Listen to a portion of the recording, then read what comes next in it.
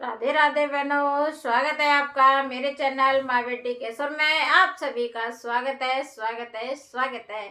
तो आज लेके आई हूँ आप सभी के लिए बड़ा ही प्यारा भजन है राधा रानी का। ये आया है गांव से, तो नाम तो नहीं पता पारंपरिक है या कैसे है, गांव से भेजा है मेरे, तो मैं सुना रही हूँ। अगर किसी बहन ने लिखा हो तो उसका मैं नाम डाल दूंगी। मुझे नाम नहीं पता है और ना ही किसी के चैनल से लिया है मैंने। ये गाना गांव से आया है, गांव उसने कहाँ से देखा है ये मुझे भी नहीं पता। तो जिस बहन ने भी लिखा होगा तो बता देना, मैं उसका नाम डाल दूंगी। तो उस बहन के लिए कोटि कोटि प्रणाम। और तो गा रही हूँ मैं प्यारा सा राधा रानी का और कृष्ण भगवान का भजन है, तो आप सुनिए। भजन आपको कैसा लगा कमेंट में अपने विचार जरूर दें। लाइक शेयर कमेंट करें और सब्सक्राइब करना ना भूलें।